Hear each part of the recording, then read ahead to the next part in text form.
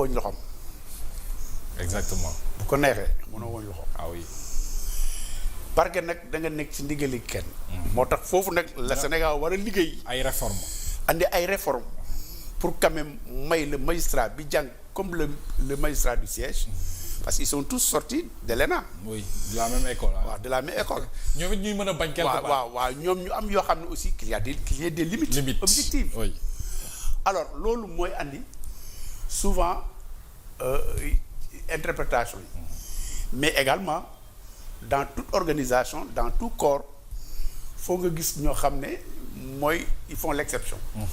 voilà bu ñëpp jubee il faut mu am ñaar wala ñett ñoo xam wala ñeent ñoo xam ne ñoom foog nañ ne c'est l'argent qui règle tout boo leen joxoon xaalis loolu leen bëgg a def loolu ñu def loolu leen ko mais loolu corps boo dem mu nga fa. oui corps boo dem mu nga fa. am na fa waaw. am na fa.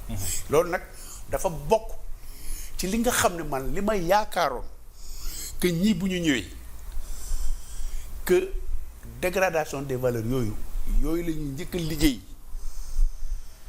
pour sénégalais yi nawante. sénégalais yi dellusiwaat nañu meloon bu njëkk ba nga xam ne bu ñu gisee deret bu tuuru sax jour boobu wala ñu joxee lekk sax duñ ko lekk. parce que am lu leen métti. donc loolu c'est un chantier man foofu laa foogoon ne même avec la Coupe d'Afrique bi ñëwee nii je m'attendais à ce que le président de la République en profite pour dire aux Sénégalais ces jeunes-là nous ont donné une très belle leçon de vie nekk nañ fi ñuy nekk ñeenti nit ñoo fa nekk mag jiite leen lu ñu wax xale yi def ko ñoom seen bopp ñu njëkk a joxe le bon exemple yàlla ne leen nii duma leen seetaan nii duma leen ruslu donc humilité boobu ngëm-ngëm boobu ñu am loolu ce sont des leçons yoo xam ne dafa tumuranke Sénégal. c'est important ay jikko yu tumuranke Sénégal. donc pour revenir à la justice. oui. je crois qu'encore une fois de plus. li ñu wax tax na ñu gën a am yaakaar mais nañu gën a góorgóorlu. ñu xam ne fii ñu nekk nii seen njàng gaa yóbbu na leen fa. mais yàlla moo leen fa teg. surtout te bu leen fa yàlla tegee aussi war nañ sonn suba dinañ. c'est important suba dinañ wuyu seen ay. c'est très important dinañ wuyu seen borom. c'est très important donc je crois que réew mi daal fi mu toll nii. waaw ku ne fa nga nekk liggéey li nga war a liggéey. et maintenant nga bàyyi Sénégalais apprécier.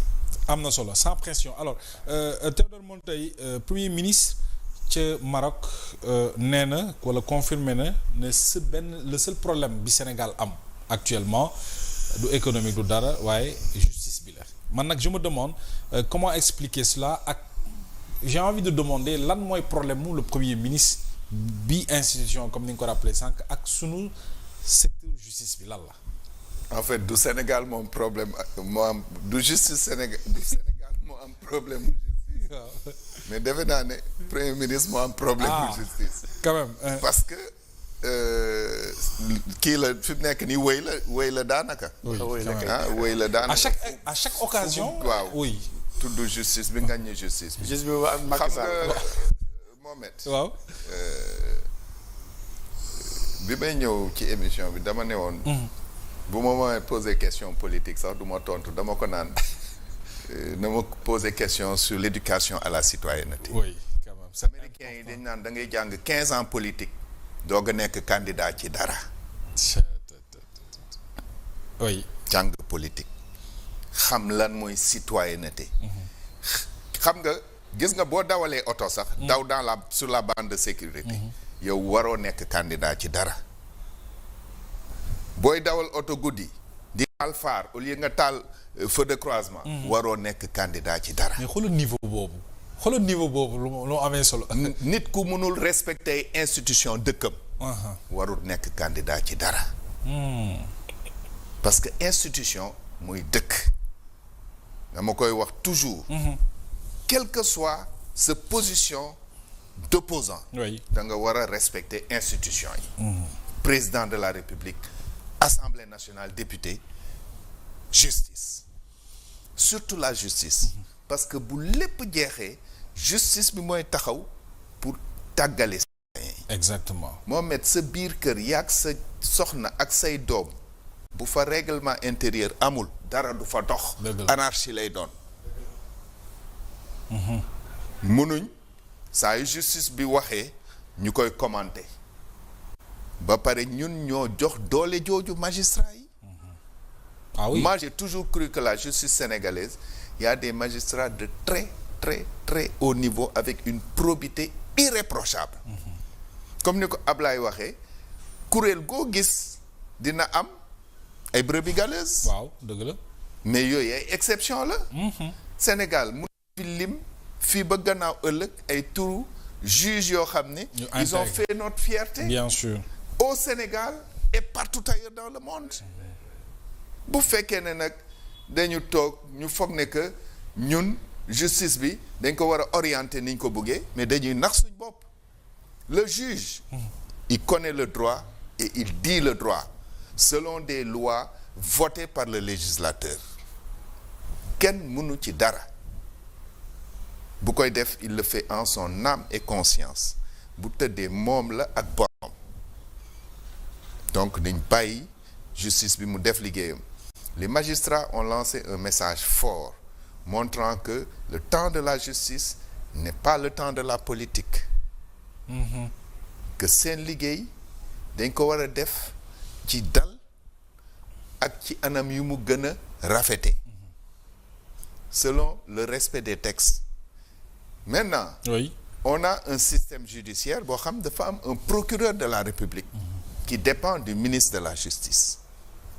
C'est ça notre système ñun ñoo ko tabax noonu lay doxee le procureur de la République reçoit des injonctions du ministre de la Justice qui lui-même reçoit des injonctions du Premier ministre ou du président de la République. Tout à fait. loolu mënuñ ci dara noonu la ba jour bu ñuy décider ne que système bii de modèle bii de du modèle bi gën a rafet peut-être ñu dem dans le modèle américain où le procureur est élu ou etc., ce qui le rend complètement indépendant de l'exécutif. Mais tant que c'est comme ça, c'est comme ça. Mais le juge du siège, le juge d'instruction, le président du tribunal qui dit le verdict, ñooñu kenn mënu ci ñoom dara. C'est-à-dire